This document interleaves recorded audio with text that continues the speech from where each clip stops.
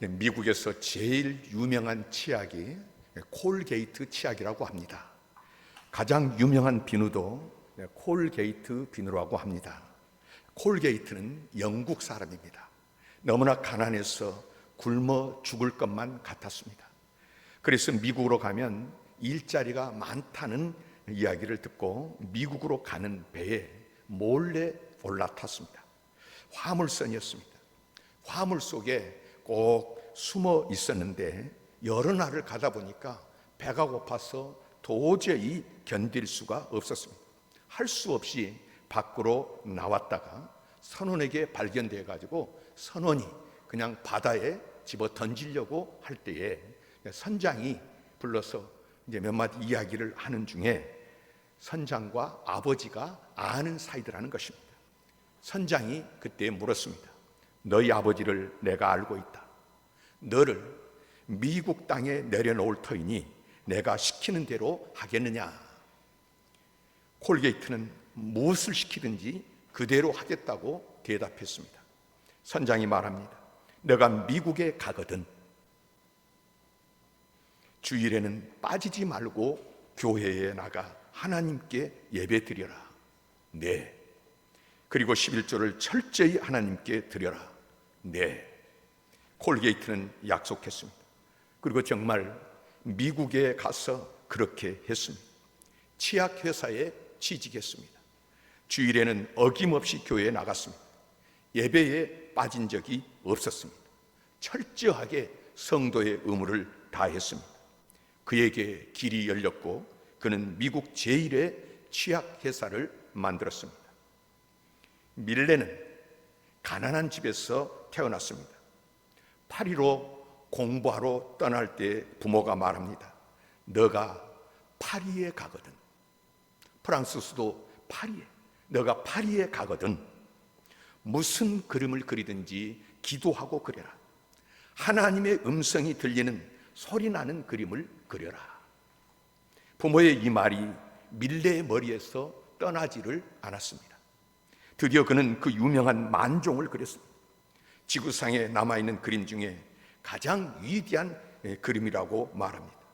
파리 루브르 박물관에 이 그림이 걸려 있는데 언제나 사람들이 문전성시를 이루기 때문에 특별히 그 그림에 경비병이 서 있을 정도라고 합니다. 콜게이트에게 선장이 너가 미국에 가거든 이라고 말했습니다. 밀레에게 부모가 너가 파리에 가거든 이라고 말했습니다. 오늘 본문은 모세의 마지막 설교입니다. 그래서 고별 설교라고도 합니다. 모세는 광야에서 3번의 설교를 했는데 그 중에 오늘 본문은 마지막 설교 부분입니다. 하나님께서는 모세를 통해서, 특별히 모세뿐만 아니라 오늘 성경 말씀을 보면 이스라엘 장로들이, 모세와 이스라엘 장로들이 오늘 말씀, 그들을 통해서 말씀하는 경험한 사람들, 체험한 사람들, 그래서 알고 있는 사람들을 통해서 오늘 이스라엘 백성들에게 말씀하십니다.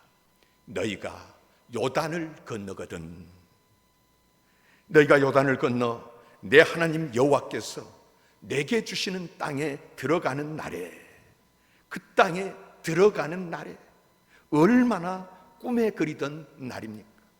이 땅에 들어오기 위해서 광야에서 40년 동안 그 훈련을 받고 그 고난을 받고 단련을 받았습니다. 이제 그 날이 왔습니다. 그 땅에 도착했습니다. 하고 싶은 것, 보고 싶은 것 얼마나 많겠습니까? 그런데 이들을 이끌어 오신 여호와 하나님께서 말씀하십니다. 내 하나님 여호와께서 내게 주시는 땅에 들어가는 날에 큰 돌들을 세우고 석회를 바르라. 석회를 바른 큰 돌 위에 하나님의 말씀을 새기라고 했습니다. 큰 돌의 의미는 무엇이겠습니까? 하나님의 말씀의 위대성입니다. 큰 돌을 웅장하게 세우면 위압감을 느끼게 됩니다. 왕릉 같은 데 가보면 비석이 웅장하지 않습니까? 위압감을 느끼게 되지 않습니까? 하나님의 말씀을 그 옛날에 큰 돌 위에 기록하라고 했습니다. 근래에 새 정부가 들어서고 온 나라가 어선합니다. 도 스태핑이라고 대통령 출근길에 약식 기자회견을 하는데 한마디 한마디가 언론을 도배하고 온 나라가 들썩입니다. 맞는 말이든 틀린 말이든 현직 대통령의 말이기 때문에 영향력이 어마어마한 것입니다. 저 안타까운 대통령의 말도 이러한데 하물며 하나님의 말씀은 어떠하겠습니까? 빛이 있으라. 광명체들이 하늘의 궁창에 있어 땅을 비추라 하시니 그대로 되니라.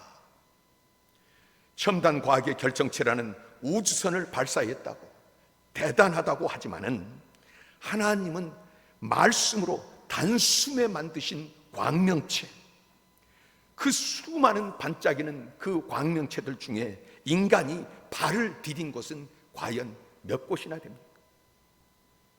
발을 못 드셨어도 그곳에 사진이라도 찍어보고 어떻게 운행되는지를 알고 있는 그 광명체들이 과연 몇 개나 되느냐 그 말입니다. 인간의 능력은 어디까지며 말씀으로 천지를 엿새 만에 창조하신 하나님의 한계는 어디까지입니까? 의사는 죽어 환자를 고치려고 수술하고 주사하고 얼마나 예를 쓰고 보살핍니까? 간호사들이 매달려 얼마나 수고합니까? 그건 하나님은 내 병에서 놓여 건강할지어다 말씀 한마디로 38년, 18년 된 병자도 고쳐주십니다. 하나님의 말씀은 위대하십니다. 요단을 건너 가나안 땅에 들어가거든 하나님의 말씀을, 그 위대하신 말씀을 큰 돌에 새기라고 하셨습니다. 큰 돌에, 너희의 삶 가운데 가장 높은 곳에 새기고 가장 크고 중요하고 귀하게 여기라는 것입니다. 성경은 하나님의 말씀이기에 위대한 책입니다. 미국에서 최초로 백화점을 세운 실업가는 존 워너메이커입니다. 그는 철저한 성도였습니다. 어느 날 그는 낡은 성경을 들고 말합니다. 지금 내 재산은 대략 2천억 달러입니다. 우리 돈으로 360조 원쯤 됩니다. 지금 내 재산이 2천억 달러인데 내 재산 중에 가장 귀중한 재산은 바로 이 성경입니다. 내가 주일학교 다닐 때 소년 시절 2달러 75센트 그렇게 돈 주고 산 이 성경이 나에게는 가장 귀중한 재산입니다. 오늘 하나님께서는 모세를 통해서 요단을 건너 가나안에 가거든 하나님의 말씀을 큰 돌 위에 새기라고 말씀하십니다. 복의 근원이신 하나님, 공급자이신 하나님, 요단 건너 가나안에서 그들의 앞길을 밝히고 인도하실 하나님, 요단 건너 갔다고 해서 모든 것이 다 열려있는 것이 아니라 아직 그 땅에는 가나안 7족속이 있습니다. 이 택한 백성 이스라엘이 들어오면 밀어내고 자기 것을 지키려고 어떻게 하든지 저들을 무너뜨리려고 엿보는 그런 사람들이 그 안에 가득 차 있습니다. 그곳에서 어떻게 이스라엘이 살아남을 수 있고 어떻게 길을 갈 수 있을지, 하나님 아니시면 갈 수가 없는 그곳이 어떻게 하나님의 음성을 들을 수 있습니까? 어떻게 만날 수 있습니까? 말씀을 통해서입니다. 말씀을 통해서 하나님이 어떤 분인지 알 수 있습니다. 말씀을 통해서 과거 이스라엘이 어떻게 광야를 건너왔고 과거 우리가 어떻게 훈련을 받았는지 어떻게 물을 먹고 만나를 먹었는지 오늘 우리에게는 어떤 소원을 가지고 계신지 말씀을 통해서 알 수가 있습니다. 말씀을 통해서 죄를 깨닫고 하나님께 회개하고 상한 심령을 회복할 수 있는 것입니다. 그러므로 하나님은 이 말씀을 파피루스에 기록하라 하지 아니하고요, 양피지에 쓰라 하지 아니하고요, 큰 돌을 세우고 석회를 바르라. 요단을 건넌 후에 이 율법의 모든 말씀을 그 위에 기록하라. 돌 위에 석회를 바르라는 말은 무슨 뜻이겠습니까? 두 가지 설이 있습니다. 하나는 돌 위에 글을 새기기가 힘이 드니까 석회를 바르고 말린 후에 그 위에 글자를 파면 쉬울 것이라는 설입니다. 다른 이론이 있습니다. 글자를 새기고 석회를 바르면 글자가 선명하게 보인다는 것입니다. 애굽에서 개발한 방법입니다. 애굽에서 글자를 선명하게 보이게 하려고 돌 위에다가 글자를 새기고 하얀 석회를 발라가지고 확 지어버리면 글자가 분명하고 선명하게 드러나는 것입니다. 다시 말하면 글자에 페인트 칠을 한다는 것입니다. 후자입니다.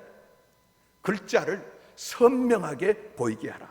오늘 8절에 너는 이 율법의 모든 말씀을 그 돌들 위에 분명하고 정확하게 기록할지니라. 말씀을, 여러분, 오늘 우리가 믿음의 삶을 살면서 우리의 마음밭에다가, 우리의 삶에다가 말씀을 분명하고 정확하게 기록해야 되겠는데, 하나님의 말씀은 지속성이 있습니다. 하나님의 말씀은 1000년이 가고 100년이 가도 1.1획도 변할 수 없는 생명의 말씀이요 진리의 말씀인 것입니다. 그래서 이 말씀이 분명하게, 선명하게, 정확하게 보여야 되는데요, 여러분, 모호하면 안 됩니다. 성경이 무엇을 말씀하십니까? 하나님의 말씀 핵심이 무엇입니까? 오실 예수님, 오신 예수님, 그리고 다시 오실 예수님. 그 예수를 보내주신 하나님은 어떤 분이신가? 그리고 그 하나님이 세상을 어떻게 사랑하시고 하나님이 나를 어떻게 사랑하시는가? 그 하나님을 믿는 자들에게 하나님께서는 하나님의 나라를 어떻게 그들에게 펼쳐 보이시고, 오늘 우리는 믿음 안에서 그 하나님의 나라를 어떻게 누릴 수 있는가? 성경은 이것을 말씀하고 있고요, 이것을 석회를 바르라, 말씀을 그 위에 기록하라. 그리하면 내 하나님 여호와께서 내게 주시는 땅, 곧 젖과 꿀이 흐르는 땅에 너가 들어가기를 내 조상들의 하나님 여호와께서 내게 말씀하는 대로 하신 대로 하리라. 그렇습니다. 분명하고 정확해야 되는, 선명해야 되는 주님의 말씀. 이어서 5절, 6절, 7절을 통해서 말씀하십니다. 또 거기서 내 하나님 여호와를 위하여 제단 곧 돌단을 쌓되 그것에 쇠 연장을 대지 말지니라. 너는 다듬지 않은 돌로 내 하나님 여호와의 제단을 쌓고 그 위에 하나님 여호와께 번제를 드릴 것이며 또 화목제를 드리고 거기에서 먹으며 내 하나님 여호와를 즐거워하라. 이스라엘 백성은 쇠 연장으로 다듬은 돌이 아닌 하나님이 만드신 자연석 그대로 제단을 쌓으라는 것입니다. 하나님께 드리는 예배는 언제나 말씀의 길, 진리의 길을 따르는 것입니다. 예배는 사람의 말이나 감정 또는 상황과 문제로부터 시작하는 것이 아닙니다. 겸손히 거룩하신 하나님 앞에서 시작해서 말씀을 따라갈 때 예배가 예배다워지는 것입니다. 예배 가운데 이데올로기를 섞어서요, 무슨 정부 선전을 하고 정치 선전을 하고 또 공산당 또는 무슨 자본주의, 이런 것을 이야기하기 위해서, 그리고 근래에는 우리가 많이 합니다마는 저는 절대로 차별금지법이라든지 또는 동성애 이런 것을 찬성하지 않습니다. 우리가 그 사람들을 어떻게 봐야 됩니까? 동성애라고 하는 것은 하나님의 창조 섭리를 거역하는 것입니다. 절대로 있을 수 없는 일. 그런데 이제 그런 것을 가지고 합리화시키고 또 그런 것을 차별하면 안 된다. 말이 됩니까? 자기들 쾌락을 위해서 그 수많은 사람들의 어떤 논리를 제약시키고 묶는 일은 안 되는 것입니다. 어떤 것이든 분명히 옳지 않은 그런 일들인데, 그러나 그런 것들을 예배에 개입시키고 또 어떤 사람들은 교회 하면서 정치 논리를 개입시켜가지고 끊임없이 교회가 거리로 끌려 들어갈 때 이것이 과연 예배가 되겠느냐, 그 말입니다. 하나님께서는 다듬지 않은 돌로 제단을 쌓고 섞이지 않는 세상 것으로 제단되지 않는 하나님의 말씀으로 예배드리기를 원하신 줄 믿습니다. 예배는 하나님께 드리는 것입니다. 자연 속으로 쌓은 제단에서 먼저 번제를 드리라고 합니다.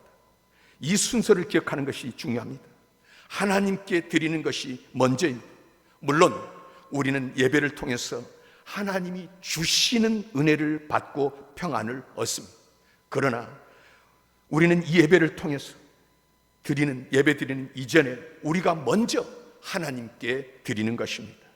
은혜와 평강은 예배를 통해서 하나님을 만난 사람들이 얻게 되는 열매입니다. 또한 예배 시간은 우리가 하나님께 드리는, 온전히 드리는 시간이지만은 실상은 예배 시간은 하나님께 받는 시간이기도 합니다. 7절에 화목제를 드리고 거기에서 먹으며 하나님 앞에서 즐거워하라고 명령하십니다. 이 명령에는 드릴 것을 주시는 하나님께서 먹을 것도 주신다는 약속이 숨어 있습니다. 그러므로 여러분, 우리는 예배 드릴 때 오늘 말씀 그대로 또 화목제를 드리고 거기에서 먹으며 내 하나님 여호와 앞에서 즐거워할지니라. 예배가 즐거워하는 결론으로 맺어지기를 주님께서 원하신 줄 믿습니다. 주님께서 우리에게 사랑을 베풀어 주시고 은혜를 베풀어 주시고 모든 것을 쏟아 부어진다는 사실을 우리가 분명히 알고 즐거워해야 되는데, 여러분, 이제 특별히 무엇보다도 오늘 화목제물 고기를 먹으며 기뻐했던 것처럼 그렇습니다. 거기에 능력이 있고요, 은혜가 있고요, 하나님의 놀라운 계획이 있습니다. 특별히 저와 여러분들은 이 예배 가운데 이것은 너희를 위하여 찢긴 내 살이다, 주님이 몸을 주셨고요, 이것은 너희를 위하여 흘리는 내 피다, 너희와 맺은 언약의 피라 말씀했기 때문에 오늘 우리 예배 가운데 우리가 먹어야 될 양식, 우리가 누려야 될 것은 예수 그리스도의 생명, 예수 그리스도께서 주신 그 놀라운 것들을 우리가 오늘 먹고 마심으로 이 시간 모든 것이 결론이 즐거움으로 감사함으로 드려지는 예배가 되어야 될 줄 믿습니다. 그래서 여러분, 거기서 내 하나님 여호와를 즐거워하라. 그런데 여러분, 오늘 하나님께서 모세를 통해서 이 모든 일들을 어디에서 행하라고 말씀하십니까? 광야를 경험했고 인생을 경험했던 장로들을 통해서 오늘 이스라엘 백성들에게 이 모든 일들을 어디서 행하라고 말씀하십니까? 다시 4절 5절의 말씀입니다. 너희가 요단을 건너거든 내가 오늘 너희에게 명령하는 이 돌들을 에발산에 세우고 그 위에 석회를 바를 것이며 또 거기서 내 하나님 여호와를 위하여 제단 곧 돌단을 쌓되, 에발산을 말씀하십니다. 지금 이스라엘 백성들은 광야에 있지 않습니까? 가나안으로 가고 있습니다. 가나안 땅에 가본 사람은 12정탐꾼 외에는 없습니다. 그런데 하필이면 에발산 위에 돌을 세우라고 명령하시는 것입니까? 그리심산과 에발산은 서로 마주보고 있는 산입니다. 이스라엘 땅 중에 가장 중앙에 있는 땅입니다. 그런데 그리심산은 동쪽에 있기에 항상 아침이면 빛이 비춰옵니다. 그리고 에발산은 종일 그리심산 그늘에 있습니다. 그리심산은 오른편에, 에발산은 왼쪽에. 오른쪽은 성경에서 늘 능력을 상징하고 왼손은 부정적인 의미를 가지고 있습니다. 그리심산은 초목이 무성하게 우거져 있고요, 에발산은 바위투성입니다. 당연히 그리심산은 풍성하게, 물이 많기 때문에 풍성하고 열매가 풍성합니다.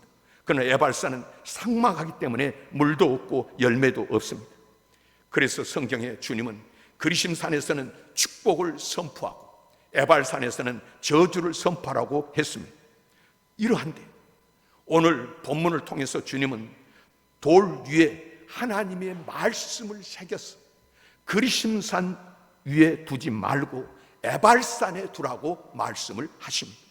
그리고 에발산에서 제단을 쌓고 번제와 화목제를 드리고 거기서 먹으며 하나님 여호와 앞에서 즐거워하라고 말씀하십니다. 저주 위에 말씀이 있고 예배가 있으면, 저주의 에발산 위에 말씀이 있고 거기에 예배가 있으면 반드시 그곳이 어떠한 곳이라도 하나님의 복이 임한다는 사실을 말씀해 주시는 것입니다. 심리학자 프로이드가 전해주는 이야기가 있습니다. 바다를 항해하던 배가 파손이 되었습니다. 다행히 선원 중에 한 사람은 파도에 밀려서 어느 섬에 올랐습니다. 그 섬의 사람들이 그를 보자 추장 앞으로 데려갔습니다. 이 선원은 속으로 생각했습니다. 이제는 죽었구나. 두려움에 떨었습니다. 그러나 뜻밖에도 그들은 그 선원을 왕으로 추대를 하는 것입니다. 선원은 하루아침에 그 섬의 왕이 되었습니다. 도무지 무엇이 무엇인지를 몰랐습니다. 내가 왜 왕이 되었는지, 내가 왜 왕으로 지금 세워졌는지 도대체 알 수 없는 가운데 궁금했지요. 어느 날 신하를 불러서 물었습니다. 나는 내가 왜 왕이 되었는지를 도무지 모르겠다. 왜 알지도 못하는 나를 왕으로 삼았는가? 그랬더니 그 신하가 머뭇거리면서 망설이다가 차마 입을 열지 못하다가 마침내 입을 열어서 말합니다. 마마, 이 섬에서는 1년에 한 번씩 왕을 세우고 있습니다. 1년이 지나면 그 왕은 가까운 무인도로 보내서 나오지 못하게 합니다. 그 섬은 행복을 위하여, 이 섬의 행복을 위하여 그 섬으로 제물로 그 사람을 보내는 것입니다. 1년 왕으로 지내고 그 후에는 무인도에서 죽게 되어 있습니다. 이 말을 들은 선원, 왕이 된 선원은 큰 고민에 빠졌습니다. 그날부터 죽지 않고 살 수 있는 방법이 무엇일까 궁리하고 궁리해서 드디어 생각해냈습니다. 왕은 부하들에게 명령합니다. 자기가 얼마 후에 갈 무인도에 과일나무를 심겠습니다. 곡식도 계속 날라서 창고를 짓고 쌓아놓기 시작을 합니다. 집도 짓게 하였습니다. 우물도 파두었습니다. 모든 준비가 끝났습니다. 마침내 1년이 되었습니다. 왕은 무인도로 추방되었습니다. 그러나 그 무인도는 더 이상 죽음의 섬이 아니라 낙원이 되어 있었습니다. 모든 것이 풍성한 젖과 꿀이 흐르는 땅이 되었습니다. 무슨 의미입니까? 에발산은 저주의 땅이었습니다. 그러나 그 위에 무엇인가 심어졌을 때 낙원이 됩니다. 저주의 산 에발산 위에 하나님의 말씀이 세워졌습니다. 제단을 쌓고 거기에 예배를 드립니다. 순수한 자연석 그대로 하나님이 원하시는 그 예배 제단이 쌓아졌습니다. 생명이신 하나님과 줄을 연결한 것입니다. 당연히 젖과 꿀이 흐르는 땅이 되는 것입니다. 저주의 산 위에 예배가 있고 하나님의 말씀이 우뚝 선 모습을 한번 그려보시기를 바랍니다. 엘가나는 분인나라고 하는 여인과 한나라는 여인 두 아내를 거느리고 있었습니다. 그런데 분인나는 자녀를 낳았는데 한나는 아들이 없었습니다. 그래서 성전에 올라가서 포도주에 취한 것처럼 미친 듯이 기도를 했습니다. 그때 제사장 엘리가 말합니다. 너가 언제까지 취하여 있겠느냐? 포도주를 끊으라. 이때 한나는 이렇게 대답했습니다. 내 주여, 그렇지 아니하니이다. 나는 마음이 슬픈 여자라 포도주나 독주를 마신 것이 아니요 여호와 앞에 내 심정을 통한 것뿐이오니 당신의 여종을 악한 여자로 여기지 마옵소서. 이 말을 듣고 엘리 제사장이 말했습니다. 평안히 가라. 이스라엘의 하나님이 너가 기도하여 구한 것을 허락하시기를 원하노라. 이런 제사장의 선포를 한나가 받아들였습니다. 당신의 여종이 당신께 은혜 입기를 원하나이다. 그리고 가서 먹고 얼굴에 다시는 근심빛이 없더라. 성경은 기록합니다. 아이를 못 낳는 저주의 에발산 위에 기도의 제단을 쌓고 말씀을 받아들였더니 기적이 일어났습니다. 기도가 응답이 되었습니다. 베드로가 밤새도록 고기를 잡으려고 그물을 쳤지만은 한 마리도 잡지를 못했습니다. 예수님이 오셔서 그 배에 오르셨습니다. 그리고 깊은 곳에 가서 그물을 내리라고 말씀하십니다. 베드로가 대답합니다. 주여, 밤이 맞도록 수고하였으되 잡은 것이 없지만 말씀에 의지하여 그물을 내리리이다. 실패의 예발산에 주님을 모시고 말씀을 세웠더니 기적이 일어나서 2배에 가득 채우게 되었습니다. 그렇습니다. 오늘 하나님께서는 모세를 통해서, 이스라엘 장로들을 통해서 이스라엘 백성들에게 요단을 건너 가나안에 들어가거든 우선적으로 이렇게 하라고 말씀하십니다. 너희가 요단을 건너 내 하나님 여호와께서 내게 주시는 땅에 들어가는 날에 큰 돌들을 세우고 석회를 바르라. 요단을 건넌 후에 이 율법의 모든 말씀을 그 위에 기록하라. 또 거기서 내 하나님 여호와를 위하여 제단 곧 돌단을 쌓되 그것에 새 연장을 대지 말지니라. 여러분, 예수를 믿는 저와 여러분들이 서 있는 자리가 어디입니까? 우리는 어떤 사람들입니까? 9절 10절에 말씀하십니다. 이스라엘아 잠잠하여 들으라. 오늘 너가 내 하나님 여호와의 백성이 되었으므로, 오늘 너가 내 하나님 여호와의 백성이 되었으므로, 그런즉 내 하나님 여호와의 말씀을 청종하여 내가 오늘 내게 명하는 그 명령과 규례를 행할지니라. 여호와의 백성된 자들이 들어야 할 말, 실천해야 할 말. 여러분, 우리는 예수를 믿어서 하나님의 백성이 되었습니다. 예수를 믿어서 약속의 땅 가나안에 들어와 있습니다. 이 땅에는 아직도 가나안 7족속이 자기 영토라고 자리 잡고 주장하고 있다고 했습니다. 수단 방법을 가리지 않고 오늘 이스라엘 백성들을 멸망시키려고 합니다. 이 세상 임금 원수 마귀를 물리치고 하나님의 백성의 삶, 의와 평강과 희락을 그 누리는 방법이 무엇입니까? 말씀이 육신이 되어 우리 가운데 오신 예수 그리스도를, 그 예수 그리스도를 우리의 삶, 모든 삶의 가운데 세울 때 거기 하나님의 은혜가 예발산 같은 곳이라도 하나님 은혜가 있는 줄 믿으시기를 바랍니다. 예배가 있는 곳에 하나님의 풍성함이 있는 줄 믿으시기를 바랍니다. 여러분 자녀들이 타지에 갈 때 여러분 무엇을 부탁하십니까? 뭐라고 말씀하십니까? 건강해라, 몸 조심해라, 열심히 살아라, 사람 조심해라, 많은 이야기를 할 수 있는데 오늘 주님께서는 너희가 그 땅에 들어가거든 무엇을 부탁하십니까? 여러분 새 집을 지었습니까? 새로운 사업을 시작합니까? 인생에 어떤 변화가 있습니까? 우리가 들어야 할 말, 우리가 전해야 할 말이 무엇입니까? 자녀가 잘 되기를 원하십니까? 우리 주변의 사람들이 행복하기를 원하십니까? 그렇다면 무슨 말을 해야 하는 것입니까?